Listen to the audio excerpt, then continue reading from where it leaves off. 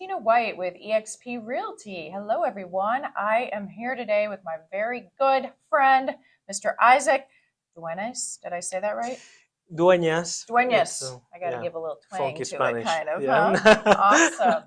Isaac is with Ruoff Mortgage, who is one of our lender partners here in Medina, and I'm at his office today, hence the sign behind us. Isaac, thanks for being with me today. No, my pleasure. Thank you. So tell everyone a little bit about yourself. How long you've been in the business, all that good stuff. Well, I'm going to be almost 4 years in the lending industry. Time flies. Wow. I've been in real estate almost like probably 10 years. I was flipping homes, renting them, buying them, rehabbing them, going through suffering, crying, Okay. succeeding sometimes. So you pretty much had a good idea of how the buying process went before you even got into the industry, right? That's right, yeah. That's kind of nice. It gave you a good idea of what to expect then. So today's topic, I asked Isaac if he can tell us. I know when we have a buyer that is looking to make a purchase, one of the very important, crucial parts of the process is who the lender is and what lender you're comfortable with. It's not always just about who can give you the best rate, what are the fees. I mean, those things are important, but communication and just the person himself with the service is very important. So, Isaac, what things do you think, like when someone's shopping for a lender today, are at the top of their list or should be at the top of their list?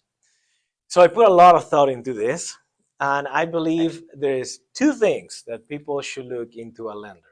And believe it or not, I would say most important than the rate. Everybody wants the lowest rate possible. But the first thing would be experience. I mean, a lender can make or break the deal, as probably you already noticed. And a lot of lenders, they promise way too many things to people. They're like, yeah, you have overtime. Don't worry about it. Your hourly employee, oh, sure, everything will be fine. But then when the loan gets to the underwriters, that's when they learn what things they should and should not be telling people.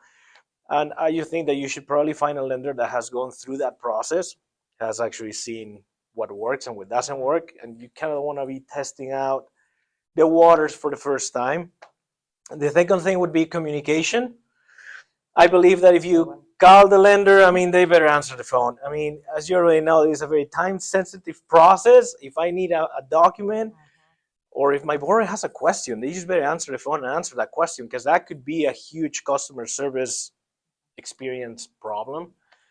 And I think that those two things would be the most important things into finding a good lender for you. Underrate. Those are great answers. And just to expound on that, I know working in our field every day, I currently have a situation where, my buyer chose a lender, wasn't necessarily someone that, it's at the top of my list to work with, because we do have issues a lot with them closing on time and underwriting problems, and the list goes on and on.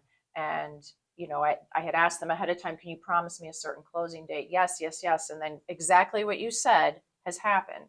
No, they didn't use Ruoff, by the way. So anyways, but exactly what Isaac just said has happened. And now they're telling me, no, it's going to be 45 to 60 days. Like, how did we go from, you can do a 30 to 45 to 60? If we would have known that from the beginning, we probably wouldn't have used that lender.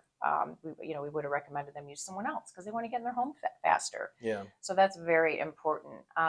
So thank you. Thanks for that information. Very valuable.